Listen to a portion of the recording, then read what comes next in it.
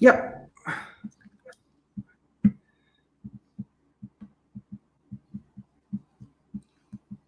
Okay, waiting. Hello, everybody, and welcome to Live with Obsessed. This is Annette Densham, and have we got a cool conversation for you this afternoon? Is one I prepared earlier. I'd like to introduce you to Anton Guinea. He's actually a safety leadership expert, but for our next issue of Obsessed Hub magazine, we're focusing on men and masculinity. And I put a call out, and Anton came back with some really cracker answers to question in 2020. Welcome to the show, Anton. It is awesome to have you here. Annette, thanks for having me. I really do appreciate it. And what a topic.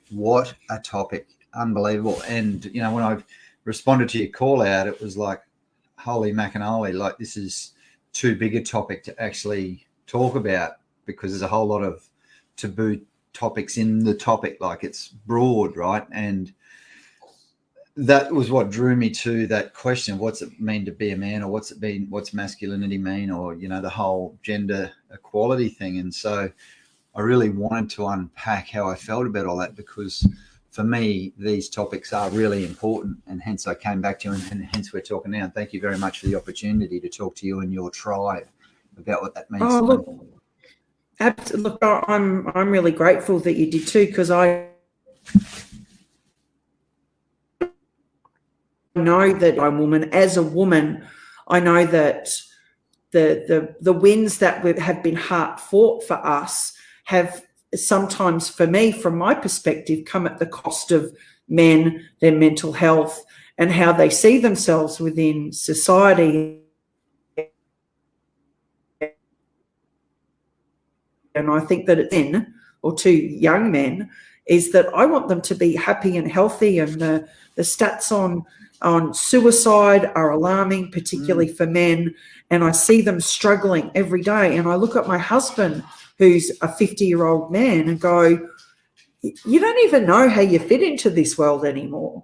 So I'd like to start with the first question, which may be a big one, is what does it mean to be a man in 2020, like from your perspective? All right, and it's such, like, I think it's probably the first time I've ever been asked that question. What does it mean to be a man? And I suppose I've been a mature adult now for about actually 12 months maturity. So I've been a grown man, I guess, for whatever it is, 33 years or something, if adolescence was the time that we grow up. And, you know, we learn so much over that time, and so much changes in the world, and so much, I suppose, changes socially that we have to adapt to. Like, I love what you said about your hubby who says, you know, where do I fit in the world? And I think we all struggle with that. And I think we struggle with it because things change so much. And I think there's an adaptability piece. And to me, being a man actually means having what I call a high adaptability quotient. Like, you really have to. And a lot of people freak out about political correctness, or, you know, it's all too hard and we got to not offend people. I think we should have political correctness. Like, I might go against the grain here, and I don't know what your tribe think. Without political correctness, we hurt other humans. And I think being a man in the world is actually about not hurting other humans. And in our business, we have these two words, Annette, called three words, do no harm, or the two words of no harm. And, you know, we're about building relationships, not breaking them, right? And that's really important to us in our organisation, because building relationships really does help humans connect. Like, without we're social beings. And so without that relationship, we're just not going to connect. And so what does it mean to be a man in 2020? Strong character, and strong enough to actually absorb some of the changes and some of the challenges, and actually say, you know what, I was brought up homophobic, and that's okay. Now we're in 2020, and I get the choice now. I don't have to believe what society believed 30 or 50 years ago when I was born and when I was raised as a small child. It's about commitment to some values, and, you know, like I put a post out on Facebook recently, what's it mean to be a leader and what's a good leader? Whereas we're talking about a man, I talk about leadership, and I asked that question, and someone put up, Jacinta Ardern is a great leader. And then all of a sudden there was this whole, no, she's not, because she has these views about, abortion and other things. And you know what? I reckon good on her for committing to her stand and believing in something and going after it. Like, whether I agree with it or not, I don't have to agree with it. I just have to care enough for her as a human that I go, well, you know what? She's got the right to have an opinion. And I hope other people care enough for me that when I have my opinion and I commit to it and I move forward, as long as it doesn't hurt or harm other humans, that they appreciate where I'm coming from, because I'm generally, and I hope most of the time, coming with the right intent. So there's this character and there's this commitment. At the end of the day, there's care factor in it. Like, we've actually just got to care. And a lot of people aren't born, I think most people aren't born caring. I think caring and empathy and compassion are skills that we learned over time. And I think parenting helps us develop that. I think wanting to develop that's really important. So, wanting to be a better human. And I think that's probably part of being a man, is this personal growth and self-development. So that's probably a long-winded answer to your question. Character, commitment, care factor, and adapting to change. Yeah, I really like what you say about the adaptability quotient, on the lines of IQ and EQ. You've just added AQ into the mix, because, when I think about, the different generations, the 40s, there was an expectation of what men and women did. We had very specific roles, and we fast forward to 2020, and we have a record number of women starting businesses. We have women who can have babies without men. We have women who are where men have to go. Well, I'm not telling any man what to do, but where that adaptability comes in and goes, well, just because my family raised me this way doesn't mean it's right or wrong. And I need to look at how I can, flow like a willow tree and fit in, like my movements, flow like a willow tree. I like you. So, Anton, we've got being a man. How does that differ from masculinity? Well, I think, Annette, masculinity is an interesting topic, right? So let me link, I guess, a response to that question. What's masculinity? What's that in relation to being a man, to what you were just talking about then? The role of women in society, and it wouldn't be in my work. Yesterday, I had a conversation with a woman who said the same thing, that she feels like women still don't get a fair go in the world. And like, it's sad that we're even talking about it in 2020. What's got to change? So let's unpack that later in the interview, because it's just, we're just all human, right? And how do we actually just get to the point where it doesn't really matter what gender you are or whatever you are, you just you. The best leader I ever had was a female leader, and Jane, and she won't. I've told her plenty of times, so she won't mind me calling it out here. Why we don't have more women leaders around the place is just beyond me, because they're just so more empathetic and compassionate, and they've got a different skill set, and they've got a different mindset. And why we even say they're different to men anyway is a weird dichotomy, because why don't we just put the best person for the role in there, and if they bring a different skill set, well, that's great, and if they don't, well, you know what, they'll find another leadership role somewhere else. And so to me, yeah, it's a weird dichotomy, and I always struggle with it. And let's talk about masculinity. What's masculinity look like? We used to think masculinity was very physical, like, I've got to be strong and tough, and and when you're a kid, you're a boy and you got to flex your abs and all that sort of stuff and be muscly. And I don't know, Annette. I think masculinity these days is more of a, like we talked about AQ. I think it's more of the EQ piece, right? And I love that you link that AQ and EQ and IQ.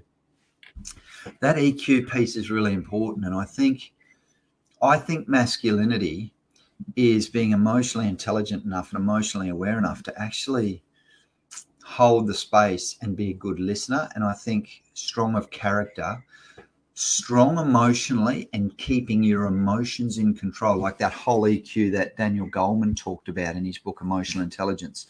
That's what I think, excuse me, masculinity is in 2020. It's internal strength, it's emotional strength. And if I had to put two words around it very specifically, I'd call it emotional fitness. And males that have emotional fitness just inspire others because they've worked out how to connect with other human beings. Emotional fitness means not letting your emotions get out of control, not having to apologize. Oh, sorry, I was just shitty today, or I tripped over the cat, or my emotions are out of control. No, that's an excuse. Masculinity means being strong enough to say, I apologize for the behavior. I won't let it happen again. It was not my intent to hurt you. That's masculinity, because there's this strength of purpose and strength of character where you take responsibility for the hurt that you do if you do any hurt. And Brene Brown calls it taking responsibility for your emotional. Sorry, Susan Scott in the book Fierce Conversation says, take responsibility for your emotional wake. If you say and do things, guess you're responsible for that. Yeah. Oh, I got goosebumps when you said that. Oh, really? Yeah, that emotional wake. It always elicits a visual for me, because when I look at when we're hurting other people, we are leaving people in our wake, aren't we? And sometimes if we're doing good and we're lifting people up, then that wake is one that's gentle and soft. Whereas when we're hurting people, it's absolute carnage. It's like big dumps into the sandbank and, like sore arms and surfboards on your head. So I think I really like that definition of masculinity that you've given, because it takes it away from the burliness and the testosterone and those things, and it gives responsibility for your actions. I agree totally, Annette. And I see people in leadership roles all the time. Actually, today, I've done 3 or 4 coaching sessions today with leaders, and some of them very senior leaders. And I'm lucky in that I get to work with people that get this. Most of my clients get this, and it's really amazing to see the change and the shift in the world where people understand that it's about helping, not hurting, and it's about healing, not harming. And it's about saying, hold on, how can I support you? Not how can I direct you? It's about direction. It's about connection, not direction. So, there's this responsibility for how we act and how we behave and what we leave behind us, because leadership, like we're all leaders, right? So I use the word leadership sort of very generally. You and I are both leaders. People look to us for example and how to behave. And that's why you've got a tribe, because they listen to your work. And they listen to our work. And I think leadership is evolving too now, because that's the role that people have in organizations where they've got the most amount of influence over other humans, and that's the influence piece. When you use influence correctly, wow, you just lift others up. And I love what you said before. It's about that whole lift, not push down. And leadership's done by lifting others up so that they can be successful as well. Leadership's about creating other leaders, and that's what being a great human is about creating other great humans, right? And when you walk away from someone, Annette, you want them to feel better about themselves. You want them to be smiling. You want them to be happy.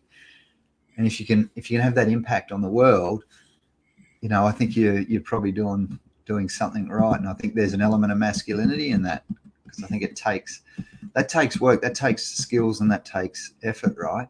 And it takes a whole lot of commitment. See, what we're talking about today, Annette, I'd say this is that being humanistic is a verb.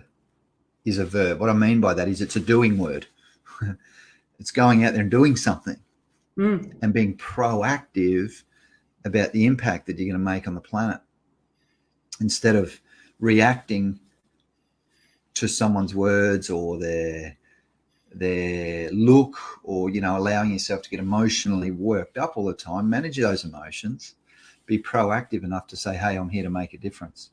And masculinity is at the heart of that, because there's some strength, there's some power in owning your emotions and having that emotional fitness. So, yeah. It sure is. I have, I'm sorry, son, I'm going to mention you, but I have a 19-year-old son, and we have very heated conversations about feminism, and very heated he's very anti-feminism. And I've said, mate, whenever there's a change in the world, the pendulum swings to the far right or the far left. And we almost need that extreme, sadly, for change to happen. Do you think that is wise for us to continue to do that? And do we need to be having this us and them conversation where we're going, well, women need to have more and men need to be understood more, to really get to the point where we are more humanistic? What a great question, Annette. Do we need to have the conversation? I think given where we are as a society, I'd probably say yes. And the reason I say yes is because of the 19-year-olds like your son, and this is said with love, that really, challenge you when you talk about feminism. It's like, hey, so can I give you I'll give you how we raise our kids. Is that okay? And this is not to say it's right or wrong. Okay, cool. So the boys only had 2 rules as they were growing, Annette. Get adults to like you, which is rule number 1. And guess what? So we took them out as kids, and they were not seen and not heard. They were there. They were seen and heard if they wanted to talk. But hey, Dad, excuse me. Yep, cool. So now one of them works for my best mate because he saw him grow up. And when he came to 17, he said, I've got to make some money with this boy. It was exactly his words. So get adults to like you. Now, the other one, Annette, and this is amazing, right? Treat females like princesses. Now, those exact words we use, and they've heard that since they were 0 years old. Now, I get that some females would go, you know what? I don't want to be treated like a princess. I want to be treated equally. I don't want so I still open the car door for Jules. Like, I say to the boys, and this is only my perception of the world, Annette, so I might have this all wrong, right? After 26 years of marriage, I dote over my wife, and I want to make her feel great, and I want her to, feel loved, because she deserves it, because she's a beautiful human, right? And she's put up with me for 30 years together, which is quite an achievement for her. And I say that it's my biggest achievement. I say it's my biggest achievement in life, having written best-selling books, represented our country in sport, self-employed for 15 years, spoken around the world. There's nothing that I could ever do that rivals like a strong marriage and a happy marriage and a fulfilling marriage, and that bond that comes with that.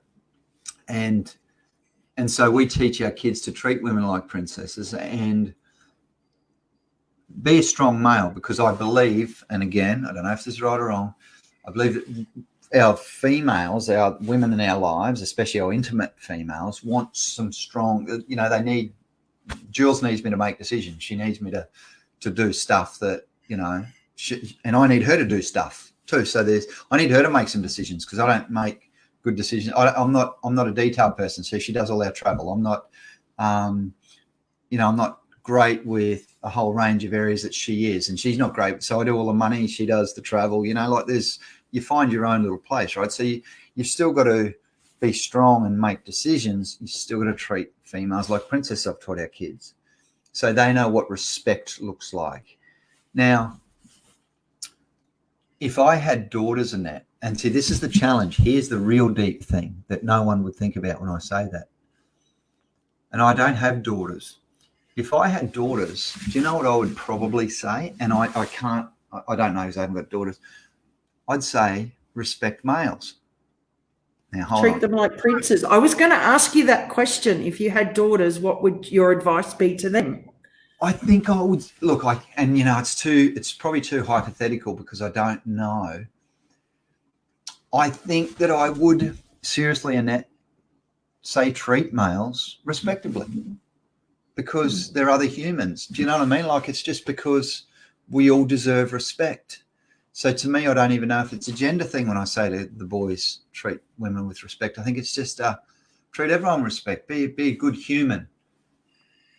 And well, as a woman, like when I read that you went treat women like princesses, I kind of went, oh, be treated like a princess. No, that's right. But I know. I get it. I get where you're coming from, though, is that I do want to be treated as if I'm special to that person. Like, I'm not talking about all men don't need to treat me like I'm a princess, but they do. I do want them to respect me because I'm another human being and that I add value to the world. So if I had daughters, that's what I would say to them. I say to my boys, because I'm a woman and I can give them that insight, treat women with respect. So I know when my sons were younger and we had the talk about pornography, because, I said to my 15-year-old, we need to talk about porn, son. And he went, do we have to, Mum? And I went, yeah, we do. As you would when you're 15 and your mum wants to talk to you about pornography. And he went, why? I said, because you're 15 years old and you've got open access to the internet. I know you're looking at porn. And he goes, how do you know that? I said, because you're a 15-year-old boy. Like, I was 15-year-old once and I had 15-year-old male friends. I know what they did. And I said, I need you to understand that that's not the way that women want to be treated. That's not how anybody wants to be treated. And I think, and we have these conversations about what does it mean to be a man? What does it mean to be a woman? I think we've come to the conclusion, and we will be taking our UN positions any moment now when they ring us up, is that yeah, that's right. It's about respect. Ready to go. Yeah, we're ready to serve. Thanks very much. It's about respect, isn't it? It's about stopping and recognizing that we all have feelings. We all get hurt. We all want to achieve things. We want to do the right thing. Most people do. And that we want to be treated with respect and kindness. And, what's really interesting is that we now know in psych, Annette, that we judge ourselves by our intent and we judge others by their behaviour. So what that means is that, we do something or we say something and it hurts another human and we go, oh, sorry, I didn't mean that. That was not my intent, so therefore it must be okay. Someone else does it. You say, oh, dickhead, you hurt someone. Oh, it doesn't matter. You hurt them. So we judge ourselves by intent and others by their behaviour. And I think what Brene Brown says is if we presume positive intent, right? So it's about presuming that there's good in other people and not like the human species is very judgmental, as we know. I said to a guy in a coaching session today, was a guy, and so I say the word guy, he said,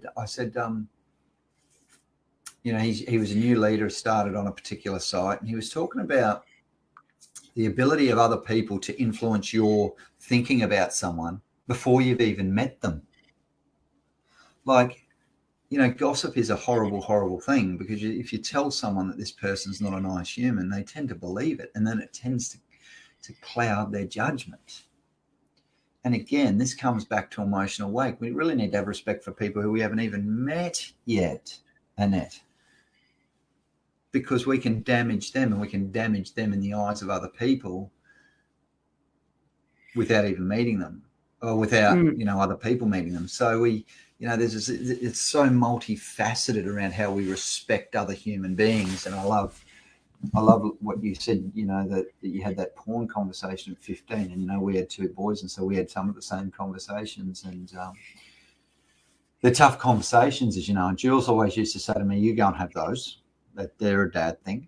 I said, well, really? I thought they were a mum thing.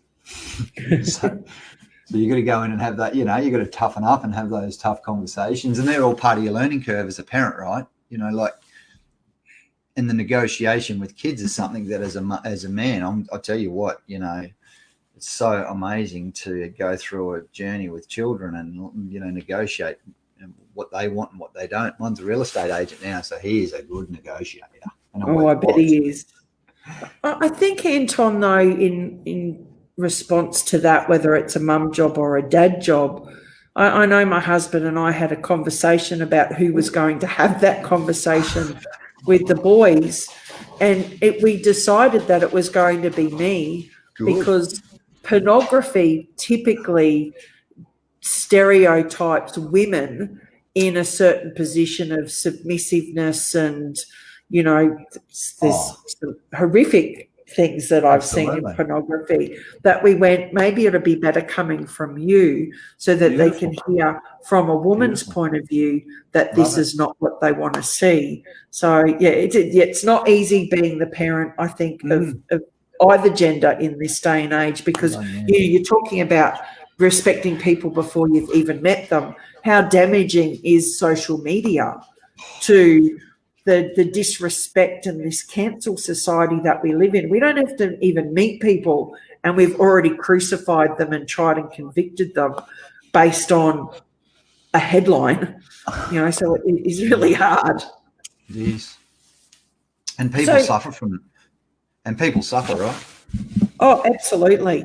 So the final question to wrap up on. So we've talked about, what it means to be a man, the difference between masculinity, and we've gone down a bit of a rabbit hole of some really cool stuff. But I want to just bring it back to, how do we help men and women find their place in this ever-changing world? Like, what is it that we can do so that in 20 years' time we look back and we go, okay, that was the difference that we needed to make? Let's go back to the earlier question that you asked me, Annette, when you said, do we need to have these discussions? I think we probably do. I think so. I'm going to answer in two ways. One, we need to, you and I, people like you and I, have an absolute responsibility. We have a responsibility. We have an obligation to go and do this sort of work, because we can articulate it, and we are willing to have the conversation, and we're willing to put ourselves out there, and we're willing to say, hey, take responsibility, open your mind up, change your thinking about gender equality, homosexuality, transgenderism, whatever it happens to be. Open your mind up to acceptance, because I think if there's one word that you and I probably haven't even mentioned today, which is really, really interesting, it's probably the word acceptance. And it's funny, because I'm lucky in that I've got probably 2 or 3 males in my life, and they are males that are really good listeners. And I've got heaps of great female listeners too. I say to males, get good male listeners. This is what I think. You know how they say males aren't good with their emotions? Yeah, I think that's bullshit. Yeah, me too. Yeah. If you're a good listener, any male will talk to you about their emotions. If you're a good listener, I'm not worried about what gender you are. If you're a good male listener, males will talk to you about their emotions. Be a good listener. And so, think also to ask questions. We tiptoe around, don't we? Ask questions. You can't get answers unless you ask questions. I'm hearing you. And then when you get the answer to the question, hold the space, especially if it's a tough one, because sometimes some of these conversations are uncomfortable, and that's called empathy. And empathy is, they say, it's about not care factor, it's about understanding. And sometimes you can't understand. Like, I don't understand what it's like to have cancer. If someone wanted to come and talk to me about it, I'm happy to have a conversation with them about that. So I can hold the space, and I can say, talk me through it. Tell me about it. What's this mean for you? What's the impact? I'm happy to listen, and it's a skill. Listening is probably one of the most underused things that the human species has the ability to do, I believe, is to actually see where others are coming from, Annette, and understand why. We listen to respond. We don't listen to understand, and how do we, so in 20 years' time, so you and I aren't having this conversation, lead by example, listen and accept. Accept that it doesn't matter what people want to do with their life. Well, who are you and I? Who's Jim or Jane to tell people what they can and can't do or be? Like, I've got a son who's a smoker, and I'm not a big fan. I'll probably give him a hard time, but no matter how many times I tell him, he's not going to stop. That's his choice in life, right? And at the end of the day, hey, You know, if we accept, so I was going to tell you that I rang a great buddy of mine who's a CEO, and he's got a really diverse team, like from a sexuality perspective and a whole range of other things. He's got a really diverse team. I said, mate, I'm about to respond to Annette Densham. I said, I've got these great topics. Let's chat about it. So I rang someone and we spoke for half an hour on this topic, exactly the stuff that I shot off to you. And where we came to was just that one word, acceptance. He said, Anton, I'm like you. He's my age, 48. He said, mate, I've got some people on my team who are, transgender. And he said, it's a really amazing thing to actually go through that and learn through that journey. And so I think someone like that in a leadership role is a leader, is a real true leader. He's a masculine leader. He's a man of the 2020, and in 20 years' time, he'll raise people differently. He'll have conversations differently. He'll be an example and a role model for other leaders and other males coming through. I hope in 2020, the way that we're raising our kids in it, the way this year, I know, yours and my generation as parents are raising our kids will set us up for a better world. I just really hope and pray that that's the case. And I see it changing slowly, and I think it's going to be a 20-year journey in all seriousness. I think the world in 20 years will be a different place. I just think, that whole pendulum switch shift you talked about, there's a little bit of pain and suffering to go through and a little bit of hurt for people to go through until we become a bit more accepting, which is a bit of a shame. So I think we'll get there. I think we will too. And I think with you and I and the people who watch this show, who are all about acceptance and being open to listen, is that, we will get there. And I think you're right. It starts with, how do you begin the journey of 1,000 steps? You take one step. And our conversation today is one of those steps. And the conversations that happen in little groups everywhere are part of those steps. Anton Guinea, thank you so much for spending this afternoon with me. I really appreciate it. Annette Densham, it was absolutely my pleasure, girl. Thank you for having me on. It's just, it's amazing to talk to you. So thanks heaps. I can't believe you reached out, and I can't believe we're having such an emotionally connected conversation. So I appreciate the time. Oh, you're welcome. Thank you. And thank you, everybody, for tuning in, and we'll see you next time. Absolutely. So do I leave now, Annette?